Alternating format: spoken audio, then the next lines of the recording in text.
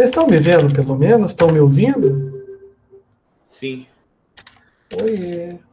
Gravando, gente. Aí, agora, depois de 30 segundos, beleza. Bem-vindos a mais uma aula de sistemas embarcados. Uma aula que é após uma outra aula. Portanto, quando eu vou chegando na segunda aula, infelizmente, o meu gás já não está daquele jeito, né? A fome aumenta e daí eu fico preocupado e tem um monte de coisa que ficou por fazer, tá? Mas a gente vai continuar, né? Porque eu sou como um brasileirinho e o negócio nunca acaba. Só para perguntar, sistemas embarcados, vocês são da ciência da computação, correto? Só para eu lembrar. Isso. Beleza. Vocês já fizeram a eleição do representante de sala de vocês? Já ontem. Beleza. Então já estamos em sincronia. Obrigado, viu, pela resposta. Pronta a resposta, né? Geralmente a gente fica escutando. Então você já tem representante. Quem é? Gabriel Meneghini. Tá bom, Gabriel. O Gabriel hoje ele mandou um negócio meio estranho, viu? No grupo, viu? Depois ele tem que explicar isso daí para nós aí. Para quem viu, né? Né, Gabriel? Acho que ele nem tá aí, né? Ah, beleza. No fim dá tudo certo. Ele deve estar comemorando lá a presidência da representante de sala. Só para lembrar, moçada, na aula passada a gente falou de conversão analógica digital, né?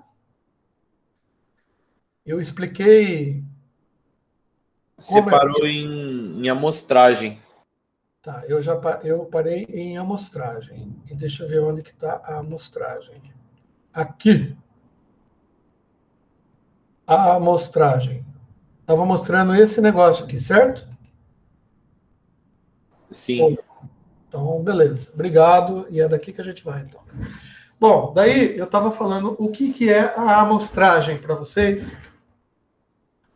Antes de falar sobre a amostragem em si, tá? É só não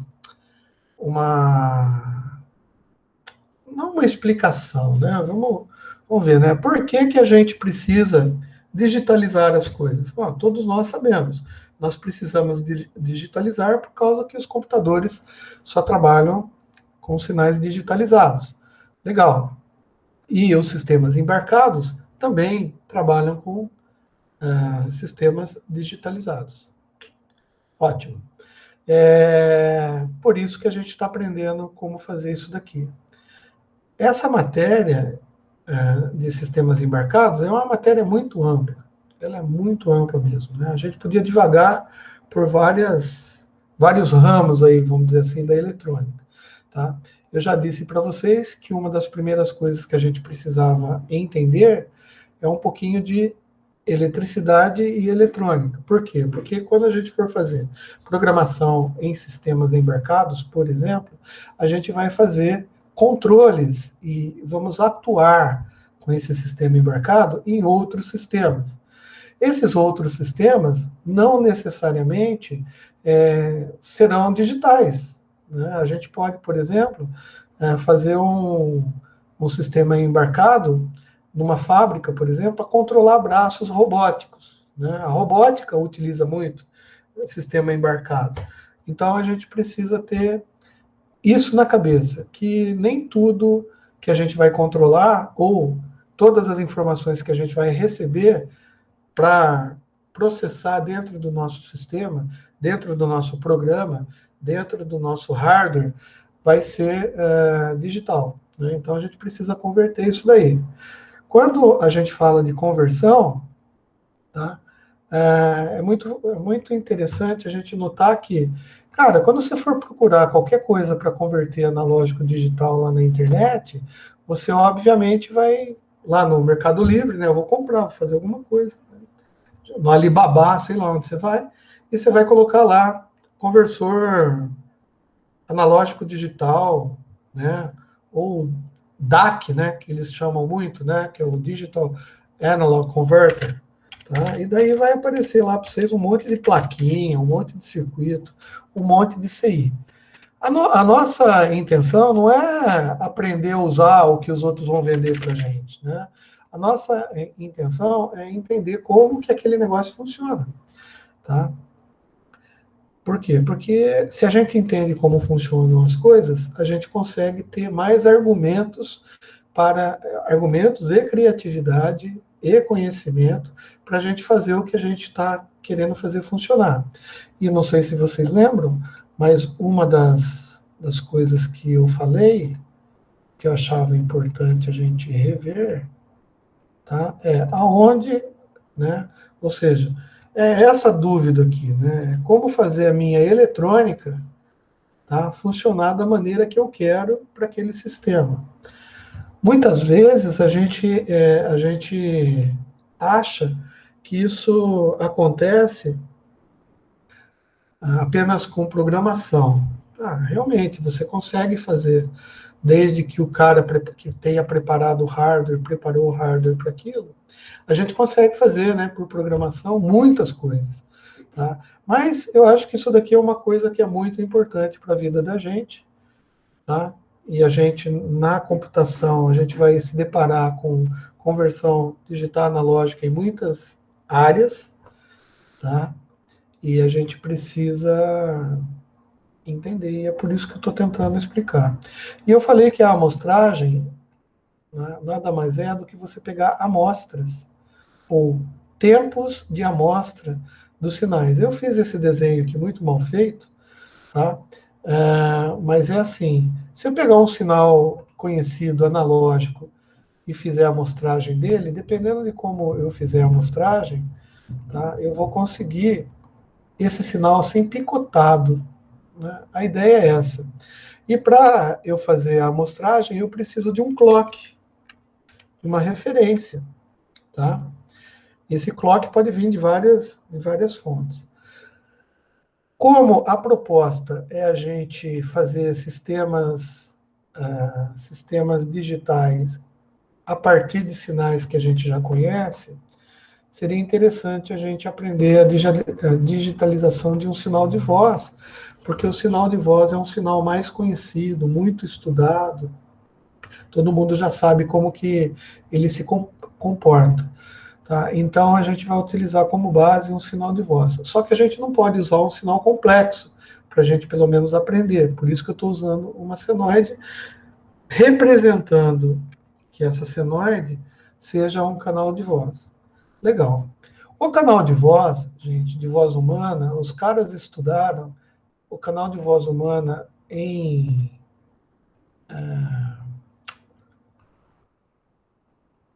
telecomunicações, vamos dizer assim, tá? Eles estudaram o canal de voz, eles representam um canal de voz por um triângulozinho, e a gente sabe que isso é só uma representação, tá? O canal de voz, ele tem uma variação de frequência, porque quando a gente fala, a frequência da voz da gente varia. Não vamos aqui tratar de sinais, tá? Porque a gente talvez nem tenha tempo para isso, tá? Mas só para entender melhor, todas as variações que estão compostas, tanto as variações principais e as recomposições de sinal, tipo harmônicos, em frequência, né?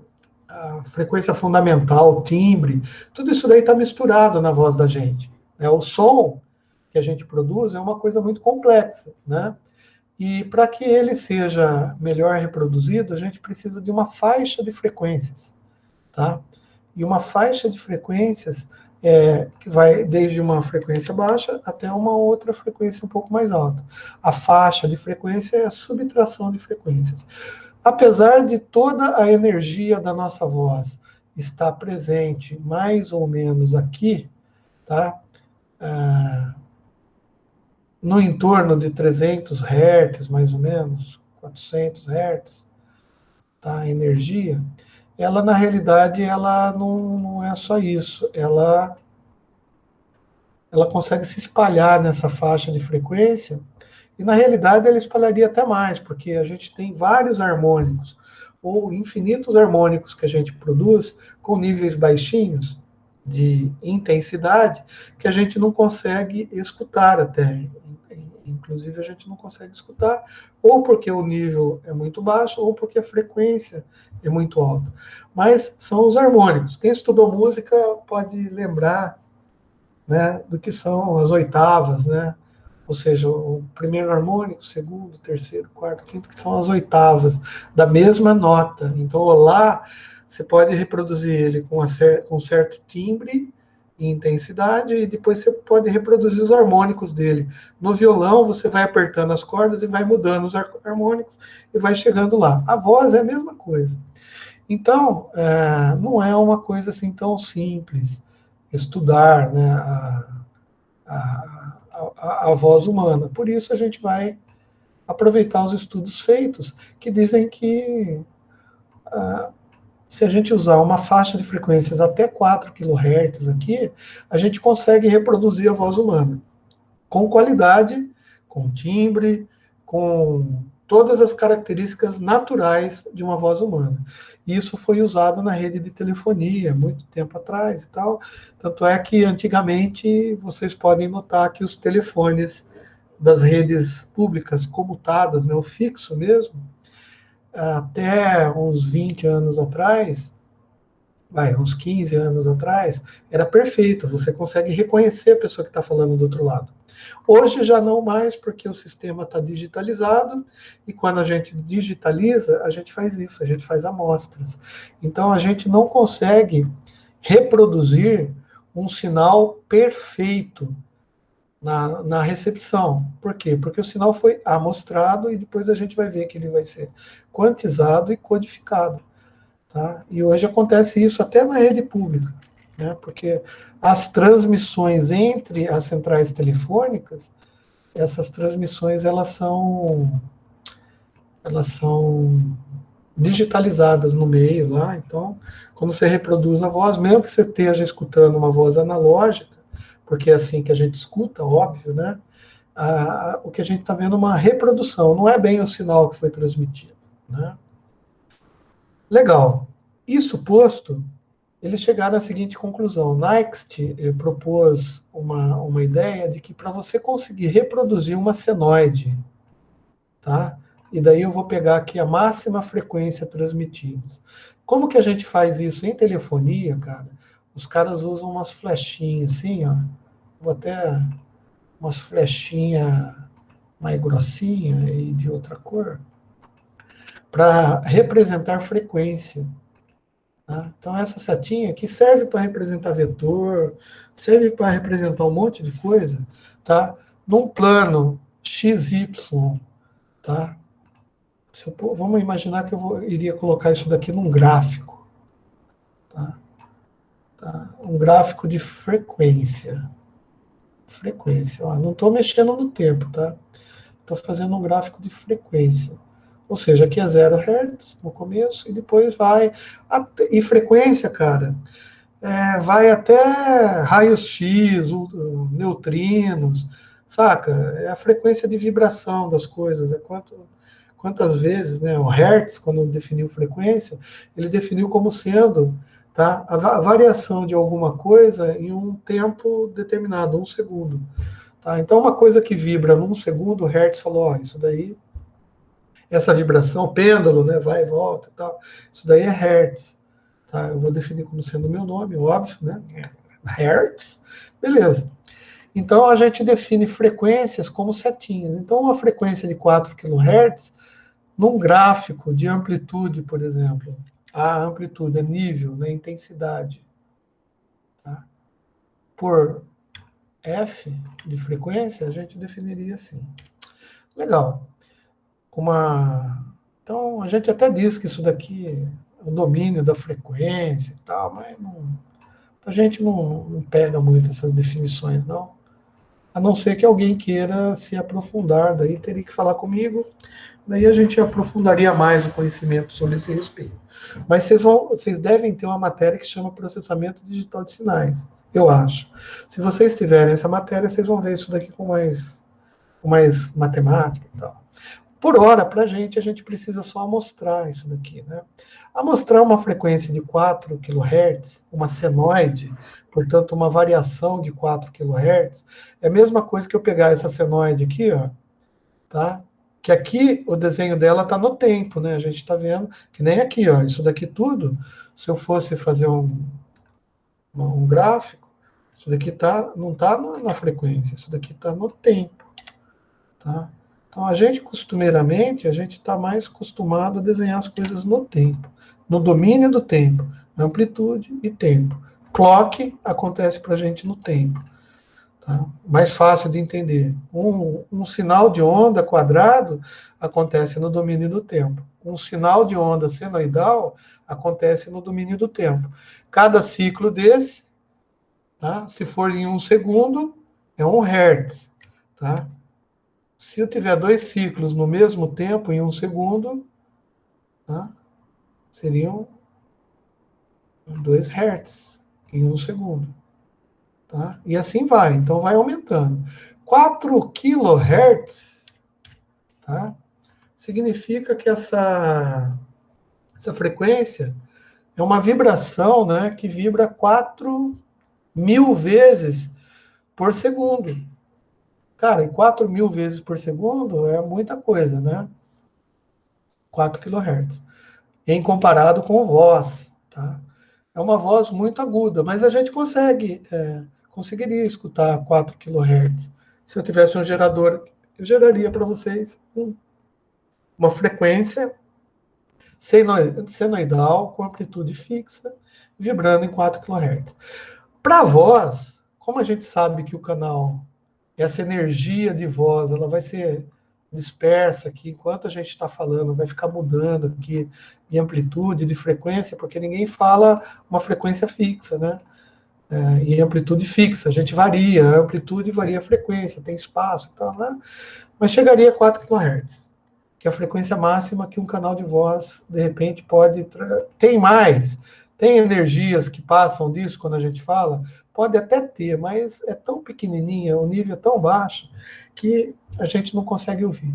E para a gente reproduzir essas amostras, tá? Que são esses pacotinhos de amplitude. Eu tentei desenhar uma senoide aqui, não consegui, não sei se vocês viram, tá? Eu tentei desenhar uma senoide amostrada aqui, não consegui. E nem vou conseguir, nem vou fazer, porque senão vai guardar muito tempo, tá?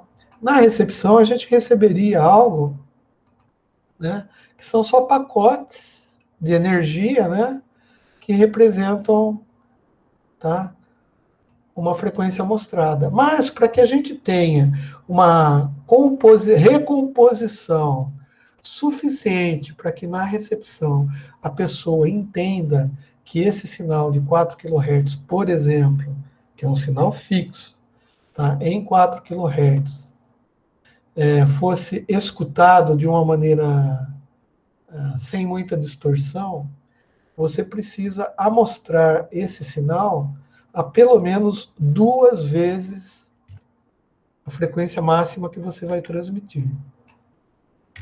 Tá? 2 vezes a frequência máxima que você vai transmitir. No nosso caso, essa senoide verdinha aí que eu estou fazendo, tá? É uma frequência de 4 kHz. Tá? Você pode estar me perguntando como que eu faço? Se você está desenhando no tempo, por que aqui que você desenhou na frequência? Eu não estou entendendo. Existe uma maneira de você converter os desenhos no domínio do tempo para um domínio da frequência.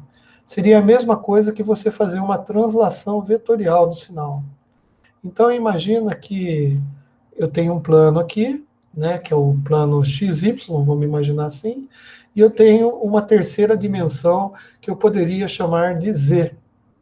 Tá? Nossa, eu estou aprofundando na explicação, eu acho que não vai garantir nada para a gente de conhecimento novo, né? Assim, quer dizer, vai garantir, né? Mas é a mesma coisa que eu pegar essa forma de onda que eu desenhei aqui no tempo e disser que o eixo Z, tá, desse plano aqui, o eixo Z, ou seja, a profundidade, fosse a frequência. Legal. Então, se eu tiver essa representação e saber essa relação, dá para fazer uma conversão matemática de uma para outra de uma maneira bem fácil. Tá? Mas o que importa para a gente é isso. Ó. Então, para eu recuperar uma senoide de 4 kHz amostrado, tá? Eu preciso de pelo menos 8 kHz de clock, ou de frequência de amostragem. Uma banda tocando, a gente tem violino, tem tambor, tem drums, né? Bateria, tem aqueles bumbo grandão que dá aquele som bem grave, né? E tem violino que tem aquelas notas bem altas, né? E o ouvido humano nosso, ele escuta até mais ou menos 22 kHz quando você nasce. Depois começa a decair, né, a parte lá, você não consegue escutar frequências muito altas, tá? Mas se a gente fosse transmitir a máxima frequência que o ouvido humano consegue transmitir, né? Exatamente, qualquer som agudo é uma frequência muito alta, então iria mais ou menos para cá, né? E qual que é a frequência aguda, mais aguda do violino lá, aquele sonzinho bem, que você vai lá na cordinha lá e faz, cara, só para vocês terem ideia, tá? Não, não passa de 22 kHz. O violino até passa, tem notas acima de 22, vai, chega até uns 23, 24 kHz. Só que não adianta nada o cara tocar uma nota daquela, porque a gente não vai escutar. Então, para música, por exemplo, o cara faz uma faixa menor aqui, né? Então, um canal de música, tá?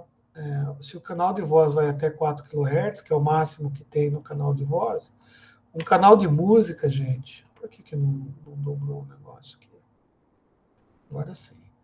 Um canal de música, ele chega até mais ou menos 22 kHz. Vou mudar de cor também para não confundir. Isso daqui vai ser nossa música. Tá bom? Mas a gente não vai tratar de digitalização de banda, de música, né? A gente vai tratar nem de televisão. Televisão, para você ter ideia, a nossa visão consegue enxergar frequências bem altas, porque a gente enxerga as frequências da luz, né? Tá. E a banda, para transmitir essa informação analógica, tá? Para a gente enxergar, a televisão chega a 6 MHz. Eu estou falando frequência, tá? Então, um canal de televisão, para ele transmitir tudo o que ele precisa de uma banda de 6 MHz.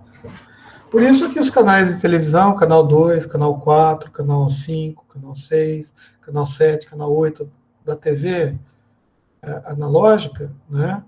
Que já não existe mais, porque essa banda que a gente usava para transmitir de canal foi mudada por causa do telefonia celular, né?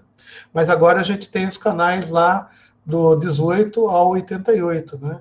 Mas do canal 18 para o canal 19 tem que ter uma banda de 6 MHz de distância de um para outro, porque é a banda que a gente usa para televisão, que a gente precisa, cada canal de televisão precisa de 6 MHz.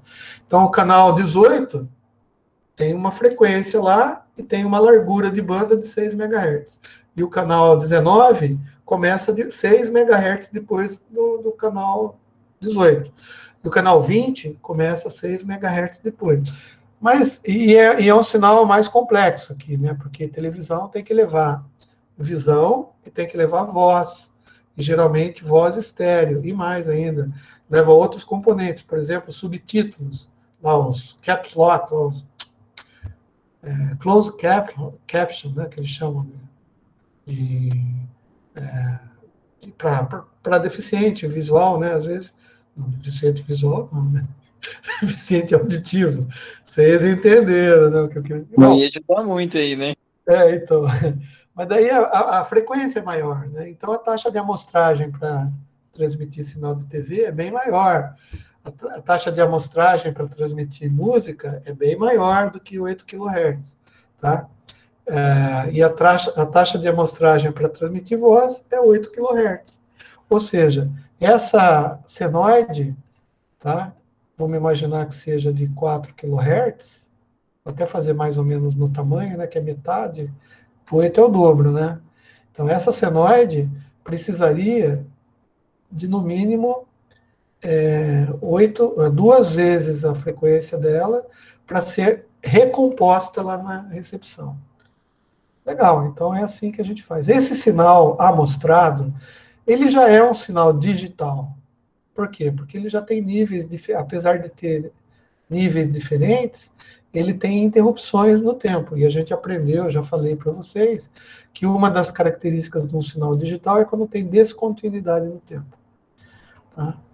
E esse sinal aqui, eu estou falando com vocês aqui, eu estou tentando desenhar a senoide aqui para vocês verem, né?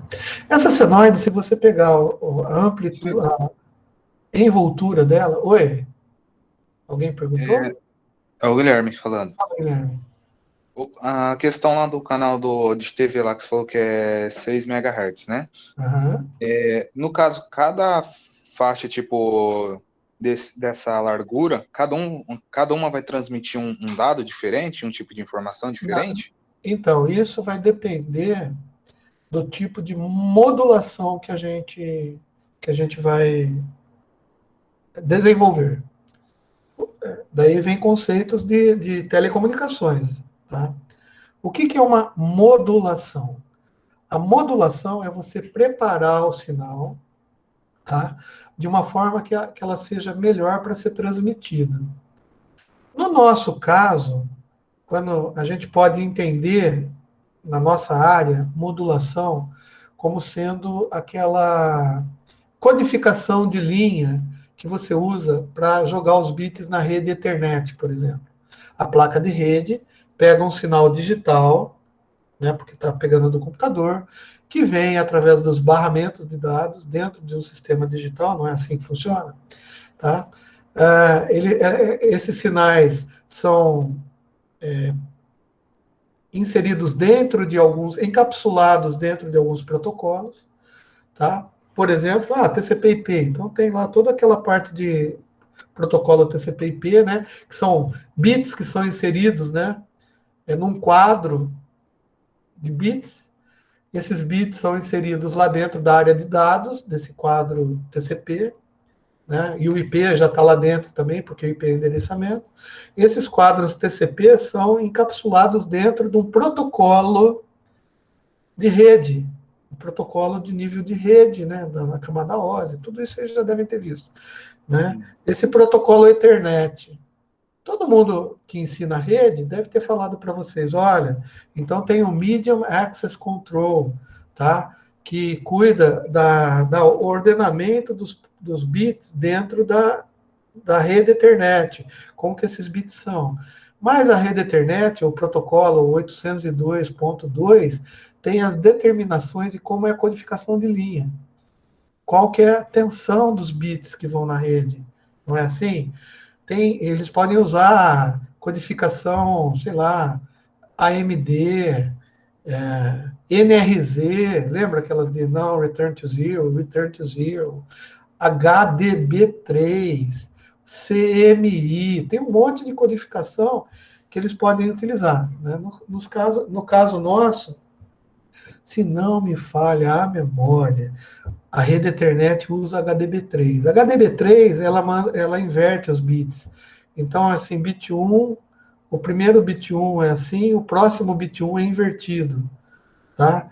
E os bits 0 são transmitidos... eu nem lembro como que é a codificação HDB3. Bom, a gente pode encarar a codificação HDB3 como se fosse uma modulação. O que é, então, a modulação? É você modificar os bits para ele se adequar ao meio. Como que a gente faz uma modulação para transmitir voz de uma banda numa rádio FM? A gente prepara o sinal em modulação em frequência. Ou seja, a gente pega o cara da banda falando e consegue fazer uma tractana lá no sinal matemático que na realidade, quando a gente fala matemática, é para explicar o fenômeno.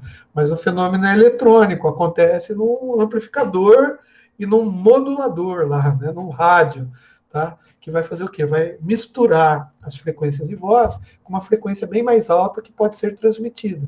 Por exemplo, a faixa de FM é de 88 a 108 MHz.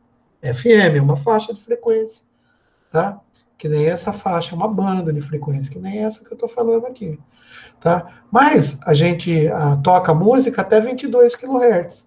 Como que eu vou transmitir 22 kHz, uma banda de 22 kHz, numa frequência mais alta, que é a de 88, canal 1 lá do FM, 88 MHz. Tá? Como que eu vou transmitir o cara tocando a música nesse lugar? Eu tenho que fazer alguma coisa. Tudo bem, você coloca no rádio FM e manda, que nem você fala no ok-tok e manda. Ou então você põe no modulador de televisão lá e manda via de televisão. Ou você põe no modulador digital e manda digitalmente. Beleza, calma.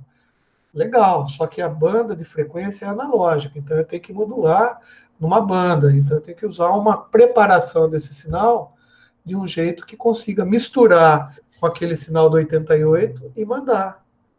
E quem que vai receber? Cara, tá no ar, todo mundo, teoricamente, vai ver, vai poder e vai escutar toda antena que tiver de FM no mundo, tá? Vai escutar esse canal de 88.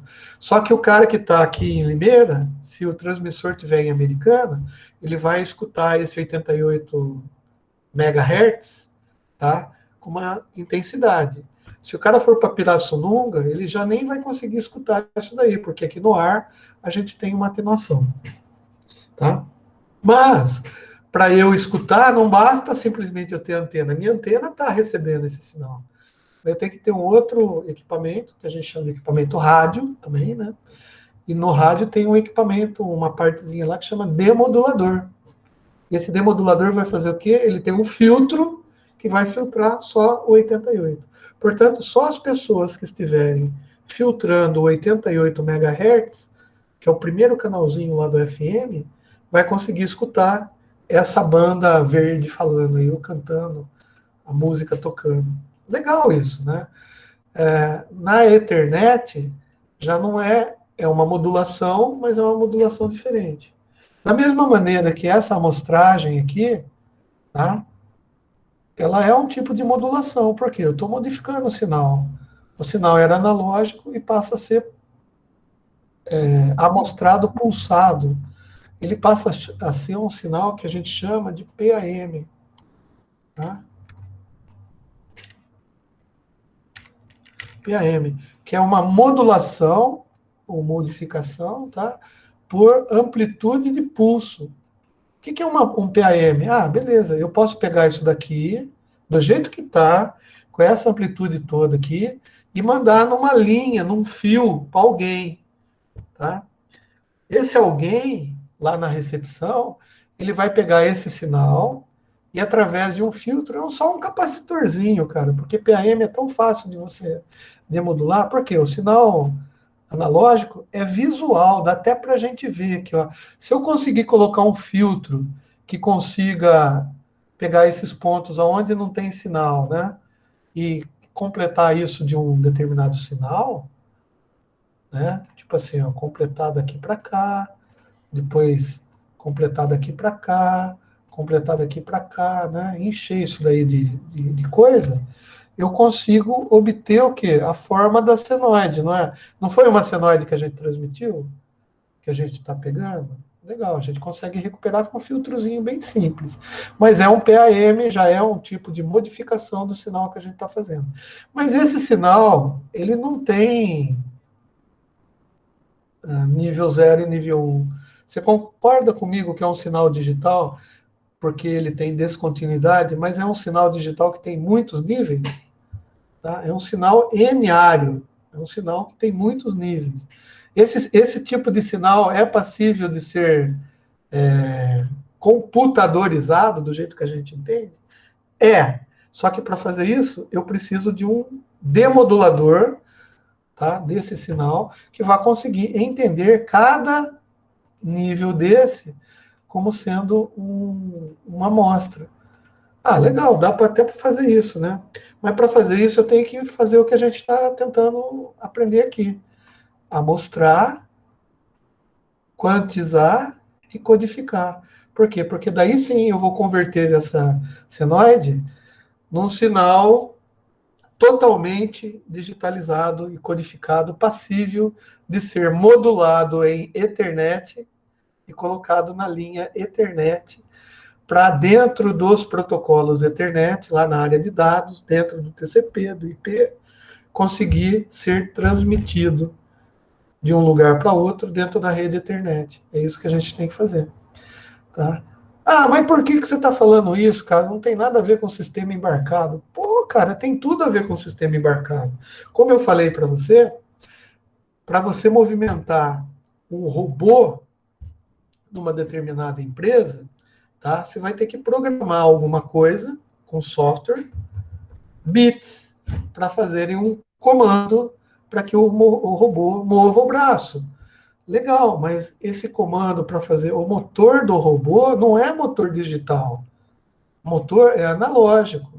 Você vai ter que mandar comandos para que o motor A gire para um lado com uma determinada força, o motor B, que está no outro lado, gire para o outro com uma determinada força, o motor C gire para o outro, para você conseguir reproduzir um movimento através de software no sistema embarcado. Por quê? Porque eu podia fazer isso no computador, não tem problema nenhum. Você podia fazer isso onde você quiser, né? Mas para enfiar dentro do robô, para o robô conseguir fazer um movimento, tá? Aí é mais complexo, né? Você tem que fazer essas interfaces. Ou seja, o PAM, que é o Pulse Amplitude Modulation, ou modulação por amplitude de pulso, que é um sinal que advém da amostragem, tá? Já é um sinal digital. Só que é um sinal digital que não nos serve agora, porque ele é multinível, tá?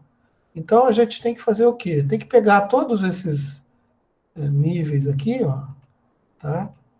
E entender quanto vale cada um desses níveis aqui. Ou seja, a gente tem que dar uma quantidade de valor, a gente tem que quantizar isso daí, tá? E a quantização é a próxima etapa, tá? Tá? Olha aqui. O que a quantização faz? Esquece que está escrito aí, porque depois vocês vão poder ler, tá? Vamos imaginar aqui esse sinal aqui, ó, tá? Que é um sinal digitalizado, tá vendo? Ele tem os pacotinhos aqui. Para eu entender que é uma senoide, que é esse pontilhado azul, tá? Você concorda comigo que quanto mais pacotinhos eu colocar aqui, né? Mais próximo eu vou chegando dos pontinhos, portanto, eu vou conseguir reproduzir esse sinal com mais precisão? Tá? Então, a gente já entendeu que se cada pacotinho desse aqui é produzido com um sinal de clock, que é a nossa amostra, ou amostragem, quanto mais alta a frequência do clock, melhor a precisão da minha amostragem. Melhor a precisão da senoide que eu estou transmitindo. O que Next disse, que é aquele negócio da dupla frequência, é o seguinte: para você reproduzir qualquer senoide, você precisa, no mínimo, de 2 vezes a frequência da senoide de amostras. É isso que ele disse. Ou seja, no mínimo 2 vezes. E se eu mostrar com melhor definida na recepção? E se eu mostrar com 8 milhões de hertz? Não tem problema nenhum. Você vai ter uma senoide reproduzida digitalmente lá na recepção com uma precisão muito maior. Só que você entende agora que você nunca vai ter um sinal totalmente analógico transmitido. Por quê? Porque para você transmitir um sinal totalmente analógico, a quantidade de amostras teria que ser infinita. E quantidade de amostras no tempo infinita é o próprio sinal analógico. Tá? Então, qualquer digitalização vai comprimir o sinal, vai perder informação. E para recuperar com o mínimo de perda de informação, você precisa de 2 vezes a frequência máxima. Mas além de você ter isso, sempre vai ficar um espaço. E é isso que caracteriza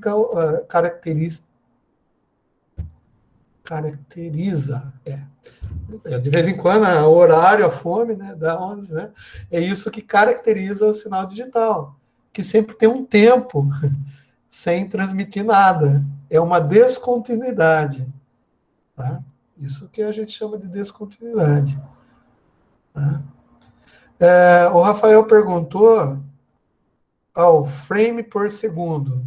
Tá, o frame por segundo, cara, não é bem isso não, viu, Rafael? A gente poderia até extrapolar, tá? E entender frame por segundo como sendo isso no seguinte sentido. O seu olho, ele consegue capturar fotos, tá? Se você imaginar que cada foto que você vê chama de frame, né, que é um quadro, na realidade, frame é tradução, quadro é tradução de frame, tá? Então, tá. Só que o cinema se baseou na quantidade de informação que a nossa retina consegue reter sem que você perceba que exista diferença de uma foto para outra. Né? Isso dá uma sensação de continuidade. Tá? E foi explorando essa sensação de continuidade que surgiu o cinema. O cinema, né, precisa de várias fotos, tá?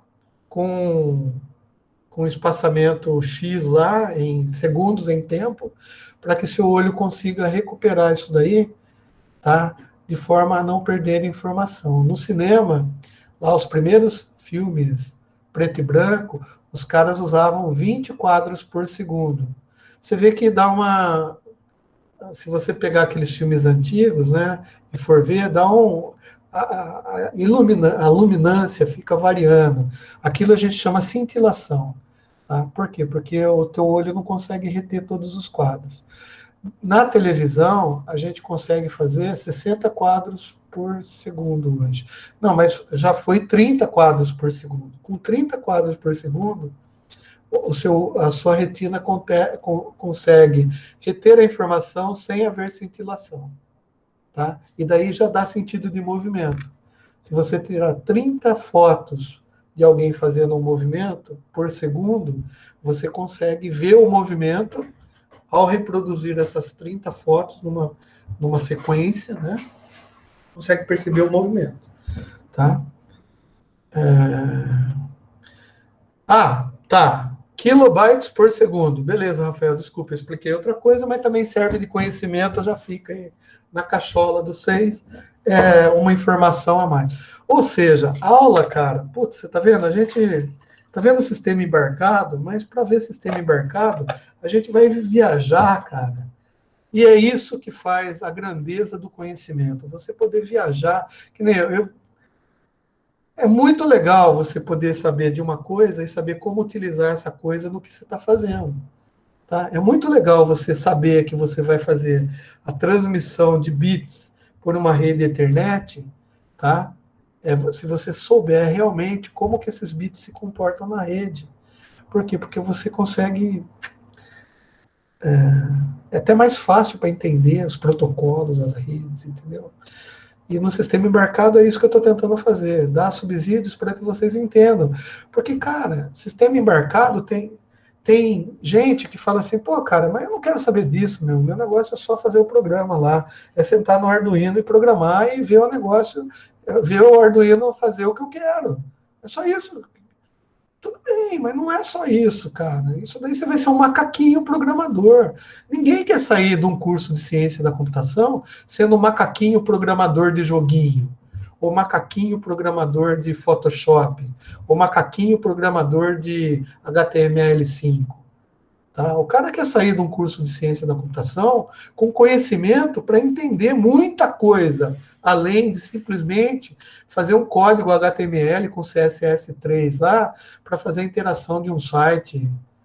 Você concorda comigo? Sistema embarcado é muito mais do que simplesmente pegar um programador PIC e programar. Tá? Então, respondendo, Rafael, a tua pergunta, sim, seriam esses kilobytes por segundo, mas a gente vai chegar nisso daqui a um instantezinho. Por quê? Olha aqui. Deixa eu ver se tem um jeito de pegar aqui em algum lugar aqui. Eu vi, será exibição, será design, desenhar, design, transições, animação, apresentação de slide, exibir, será? Não é esse aqui. Tem um lugar aqui que em algum momento eu peguei lá uns...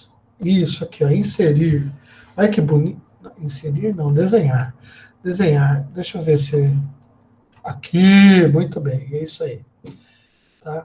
Olha que interessante. Eu vou desenhar em cima dessa figura aqui, depois eu salvo ela desenhada, tá? Uma vez que a gente já fez a amostragem, a gente tem que fazer a segunda etapa, que é quantizar. O que é quantizar? Quantizar, cara, eu falar assim, ó, o nível dessa amostra, deixa eu dar um zoom maior aqui, tá? Pra gente... Ah, tirei o pau no gato, Nossa Senhora, ó. Quantizar significa dizer assim, ó, quanto vale essa amostra aqui, ó? Qual o nível dessa amostra no eixo de amplitude?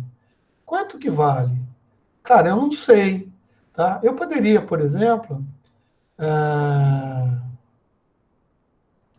pegar aqui, ó, e falar assim, ó, será que eu consigo desenhar em cima do desenho? Acho que não, né? Consigo. Por exemplo, vamos dividir isso daí em volts, tá? Então, vou dizer assim, ó, 1, 2, 3, 4, 5, vai. 1 volt. 1 volt. Por que que veio dessa cor? 1 volt. Por que que está grande? Porque eu dei zoom. 1 volt. Então, eu vou dizer o seguinte, ó, eu vou separar, né, nessas linhazinhas aqui, ó, vou dizer que cada nível desse sinal aí, ó, vai valer um valor. Daí a gente já... Aí aqui embaixo, bom, como é uma senoide, vamos colocar o menos 1 aqui, né? E assim vai. Eu não vou fazer tudo, não, mas... Beleza. O que é esse pontinho aqui? Esse pontinho eu não sei o que é. Transformar tinta em formas de texto? Eu não sei, PowerPoint. Por que você está me perguntando isso? Né? Não sei o que quer dizer isso. Não adianta nada se perguntar. Então, vamos lá. Você está vendo que a amostra aqui não está com 1 volt? Ela está abaixo de 1 volt, não é? Tem um gapzinho aqui, não tem? Tá, mas eu decido... Nossa Senhora, um gapzinho aqui, ó. Mas no meu eletrônico, quando eu vou construir o eletrônico, eu posso dizer que qualquer nível, tá? Qualquer amostra que esteja abaixo de 1 volt, eu vou aproximar ela para 1 volt. Eu não posso fazer isso? Posso. Eletronicamente, eu tenho como produzir isso daí. Tanto é que os caras fazem, tá? E essa amostra, segunda amostra aqui, qual o nível dela? Tá? Bom, ela está próxima de 3 volts, não está? Então, eu posso dizer para o meu sistema que se tiver entre 2 volts e 3 volts, vai ser 3 volts. E essa amostra aqui? Bom, essa amostra também, ela está entre 4 volts e 3 volts, eu posso dizer que é 4 volts. Isso mesmo, Diego, 4 volts. Eu estou conseguindo fazer e ver vocês falando aí. Vocês não falam com a boca, né? Só falam com a mão. Então, beleza. Mas, olha só, você concorda que se eu fizer 4 volts para essa amostra aqui, você concorda que lá na recepção ele receberia um sinal meio distorcido, né? Tipo, ele ia vir mais para cima, né? Então a senoide não ia ser bem uma senoide. Esse daqui também ia ser 4 volts. Esse daqui, ó, de acordo com a regra que a gente está criando, ia ser 4 volts também. Ia ficar um chapadão aqui, não ia? Ia ficar um chapadão, depois esse daqui vai... Ó, ele passou um pouquinho de 2 volts, hein? Eu ia mandar ele para 3.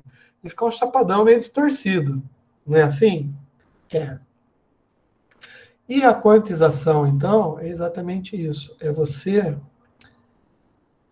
dizer para cada amostra qual é o nível que ela se encontra. Ah, legal.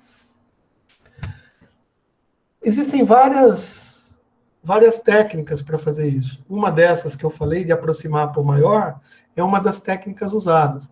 Tem outra técnica que é aproximar para o menor. Beleza, é outra técnica usada.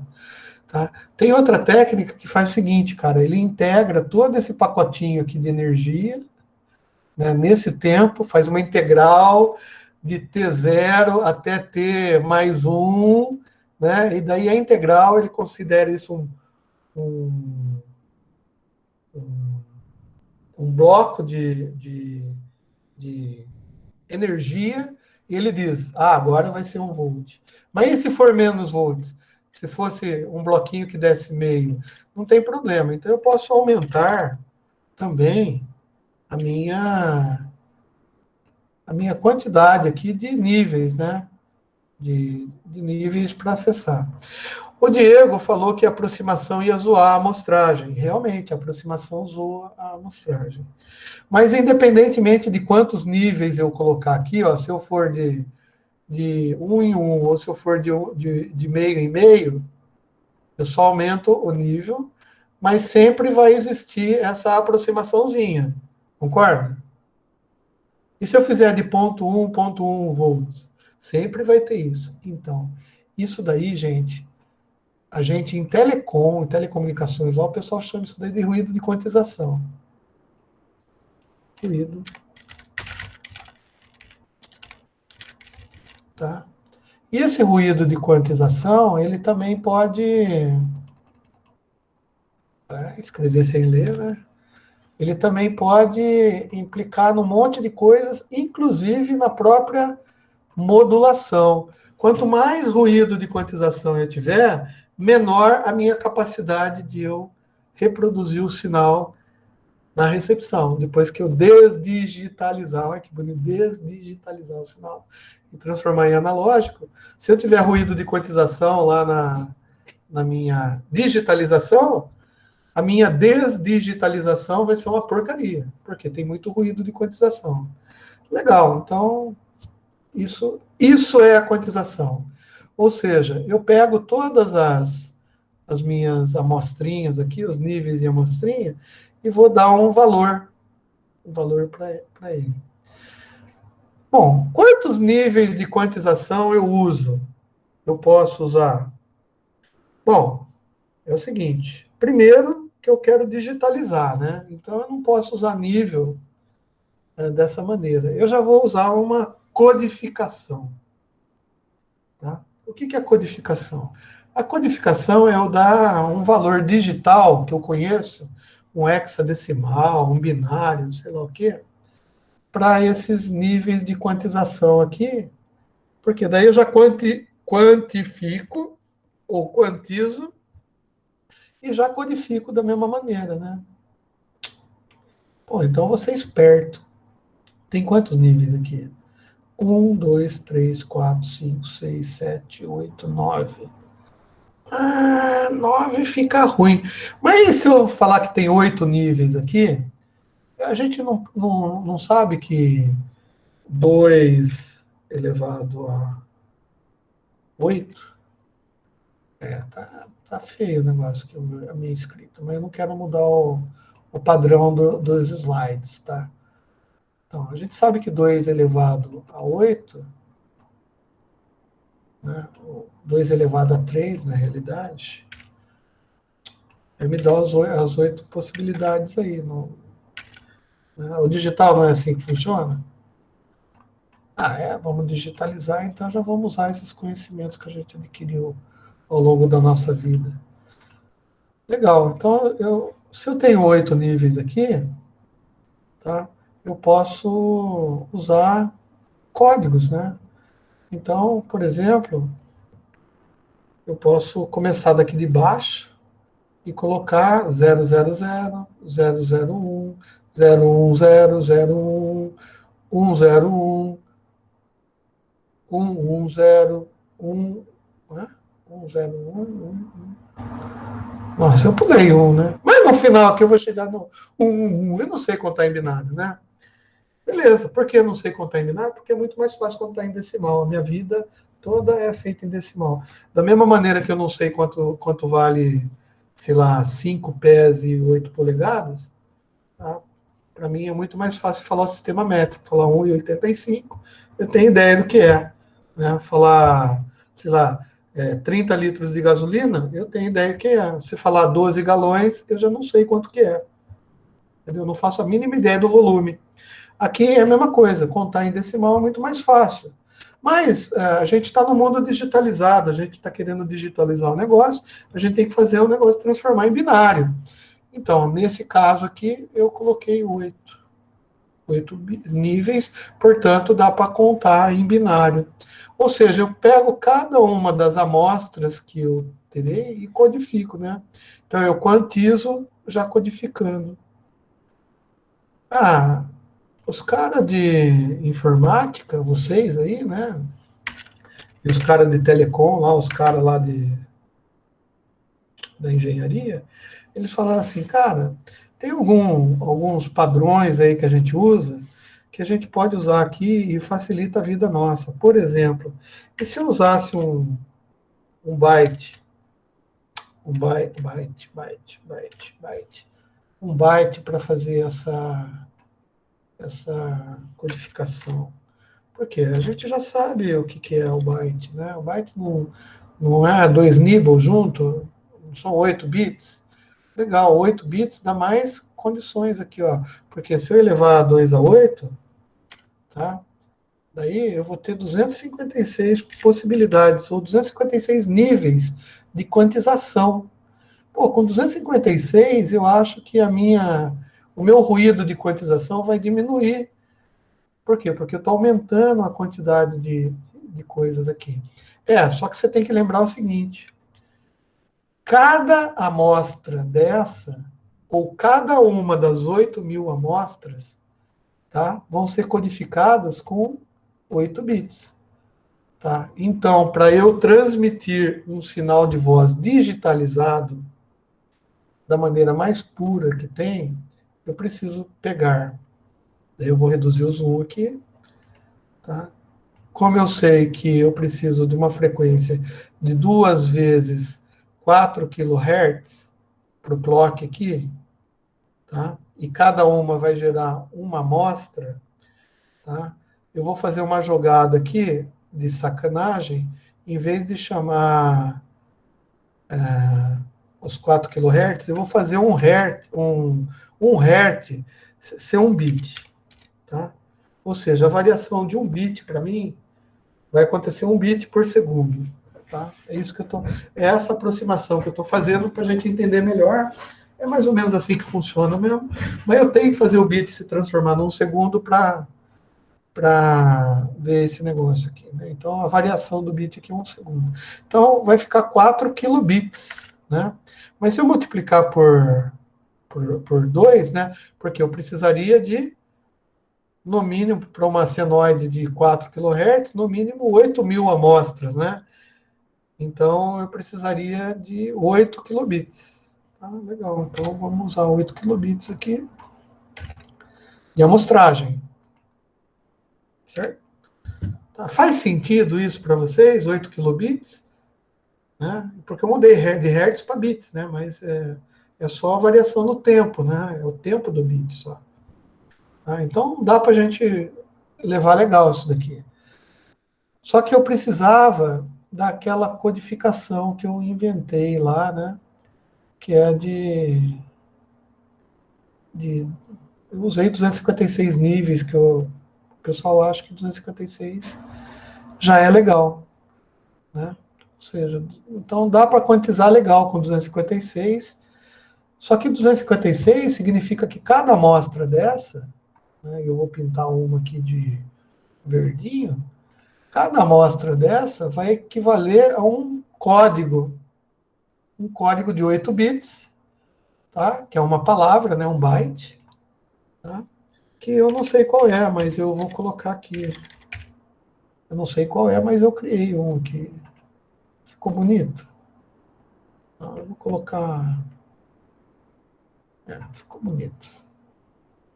Vou tirar isso daqui, porque senão fica diferente, né? Ou seja, para cada amostra dessa, está atrelado a um 8 bits. Então, cada vez que acontece uma amostra, tem 8 bits para mandar. Então, para transmitir um canal de voz, a gente precisa, no mínimo, de 64, porque 8 vezes 8 é 64 kilobits. Em quanto tempo que a gente está vendo? A gente está vendo por segundo, né?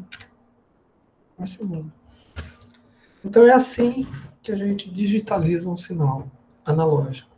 No caso da voz, com 64 kilobits por segundo, tá, você consegue enviar um sinal num sistema digital dentro de um certo protocolo, tá, para que ele seja recuperado na recepção sem muitas distorções, com pouco ruído com ruído de quantização controlável. Legal. Ah, por que virou 64? Tá. Eu vou pegar... Eu não tenho 8.000 amostras? 8.000 amostras? Sim, beleza. Se eu pegar uma amostra dessa aqui, uma só, pintar essa de verde. Essa amostra aqui corresponde, depois de amostrado, corresponde a esse nível aqui, lembra do nível de quantização? Lembra, né? Isso vai significar um valor em volts, tá? No caso, a gente tinha feito 8 valores, né? De 1 em 1 volt. Mas eu podia mudar para 16 valores e fazer de meio em meio volt, tá? Que daí eu diminuiria o ruído de quantização. Só que, para ficar melhor ainda, a gente vai digitalizar, a gente vai codificar isso daí com palavras digitais que a gente conhece. Ou seja, em vez de meio e meio volt, eu vou fazer aquela amplitude dividido por 256 vezes. Ou seja, 0,001, 0,002 volts, 0,003 volts, e assim vai. Eu vou aumentar a grade de decisão. Se eu aumentar essa grade de decisão, eu diminuo o ruído de quantização. E a gente usa o byte, porque o byte é 8 bits, a gente já conhece. Ou seja, para cada amostra dessa, eu vou codificar, em vez de volts, né, porque eu não estou falando em volts, então eu vou ter que codificar isso daí com nível, em binário. Tá? Então, esse outro aqui, por exemplo, eu vou pegar uma outra amostra aqui, hein? Veja bem, ó, é 8.000 por segundo, né? Então, no outro tempo aqui, que eu não sei, que na realidade eu sei, é 1,25 microsegundos. Lembrei agora, hein? Cada bit aqui, putz, cara, isso daí eu aprendi em 1988, cara, num curso de multiplex digital, cara. E eu lembrei do tempo do bit. Puta merda, hein, meu? Vocês conseguem fazer eu recuperar essas informações. Cara, eu nunca vou ficar velho dando aula, cara. Eu nunca vou ficar velho dando aula. Eu já acho legal dar aula presencial, porque eu estou perto de jovens, né? Meu espírito é jovem, né? E agora a minha memória está ficando jovem também, porque eu estou relembrando de coisas do tempo do Ronca, tá? Mas é assim que funciona. Então, para essa amostra vermelhinha, eu vou dar um código para ela, que é esse daqui. Bom, se eu tenho 8.000 amostras e cada amostra tem um código de 8 bits, não é justo eu ter que, se eu for por enretar isso daí e mandar serialmente tá? No tempo, essas amostras, eu não tenho que multiplicar isso daqui por 8? Se eu multiplicar por 8... Ah, tá, 8 vezes 8. Eu podia falar aqui já direto, 8 vezes 8. Você ia entender tudo isso? Não, né? Talvez você saísse daqui decorado e ia sair, como muita gente por aí sabe, que um canal de voz de 4 kHz digitalizado, ele fica com 120, com 64 kilobits por segundo. Ah, o cara que trabalha com VoIP vai usar isso daí em computação. Só que no VoIP, olha que merda, cara. E dá brava, hein? Isso daqui, ó, é o sinal, né? Mas isso daqui, eu vou ter que... Não vou ter que encapsular isso daqui no TCP? Eu não tenho que encapsular o TCP no Ethernet, por exemplo? Tenho, né? E aqueles bits de... A quantidade de bits de informação, de endereço IP, do destino, do MAC, o padding, o CRC, tudo aquilo que tem no quadro Ethernet. E mais, o quadro Ethernet, ele consegue só caber 1.540 bytes na área de dados. O resto é sincronismo, delimitação de quadro, endereço MAC de origem, de destino, endereço MAC de origem, tipo de dados que você vai levar na área de dados, depois vem a área de dados, 1.480 bytes. Só que eu estou transmitindo aqui por segundo, não é assim? Então, eu vou ter que pegar no tempo do Ethernet e enfiando esses bitzinhos aí, ó, na sequência lá, dentro do quadro Ethernet. Mas o quadro Ethernet tem informação que eu também tenho que mandar, né?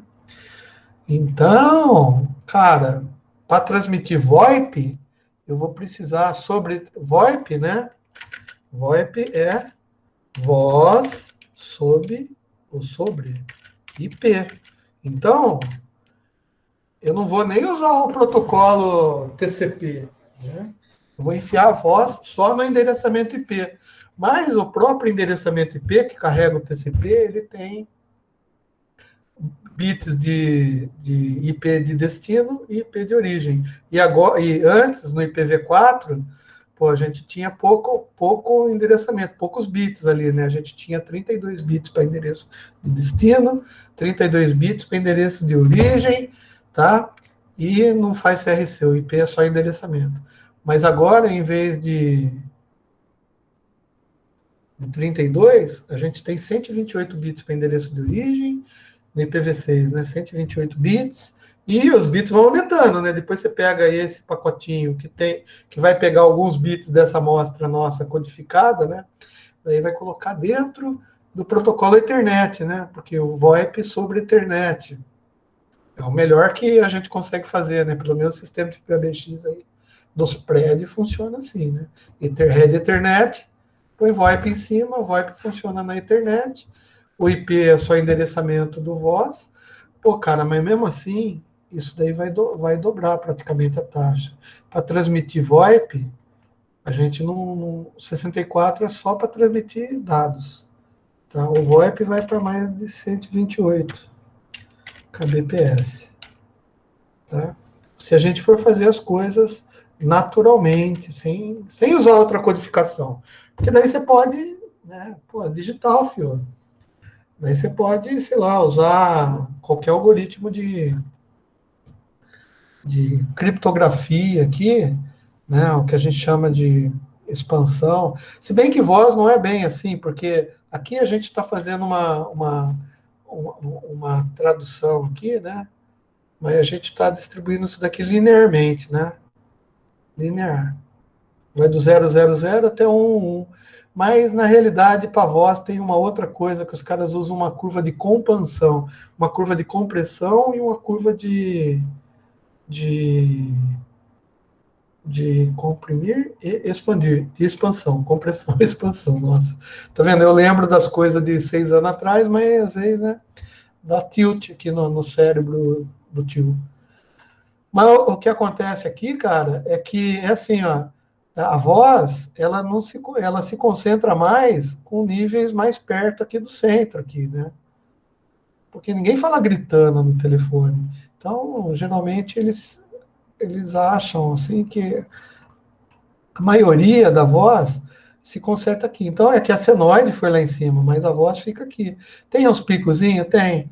Mas daí esses picozinhos são poucos. Daí eu não preciso da mesma distância de um nível em outro para mandar esses picozinhos da sua mulher gritando com você no telefone, sabe? Então os caras, ele fala, meu, é raro isso. Não, se fosse no seu telefone, talvez não fosse tão raro, né? Mas imagina assim, cara, ninguém vai ficar gritando, né?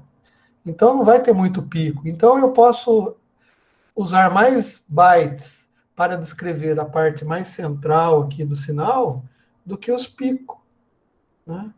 Daí isso é uma curva e o cara faz exatamente uma distância maior. Então, na voz, né, quando você vai fazer com voz, essa curva de compreensão faz com que a codificação mude um pouco, né? E tem, pô, os japoneses fizeram de um jeito, né? Os, os europeus quiseram, os franceses geralmente, né? Que é tudo, je suis le petit du monde, je fais você e melhorer que americaner. Então, daí os caras da comunidade europeia, obviamente, fizeram a curva deles. Tá? Os Estados Unidos, Bell Laboratories, que foram os caras que estudaram isso daí, fizeram a curva deles. Então, tem duas curvas diferentes. O resto do mundo acaba adotando, né? Mas isso muda um pouco a comunicação aí, tem que ter conversor, sabe? O francês fala no sistema francês, o americano fala no sistema americano, o brasileiro fala num sistema, virou Brasil, não sabemos, né? Na realidade. A gente usa a curva de compreensão da lei americana, né? Tudo bem, porque a gente copia tudo que os caras fazem. Ainda bem, né? Porque quando a gente inventa de fazer diferente, que nem televisão, a gente inventou de fazer diferente. Só a nossa televisão analógica no mundo, que é um sistema PAL-M. Só a gente. Por quê? Porque a gente pegou o sistema PAL, que é um sistema europeu, né? De linhas alternadas, os frames da televisão, quando você falou de frame, né? Os frames no sistema PAL, eles são intercalados, cara. Tem frame ímpar e frame par, e eles são intercalados. O sistema PAL faz isso, mas a nossa frequência da rede de transmissão de energia é 60 Hz, tá? E o sistema NTSC, que é o americano, é um sistema baseado em 60 Hz.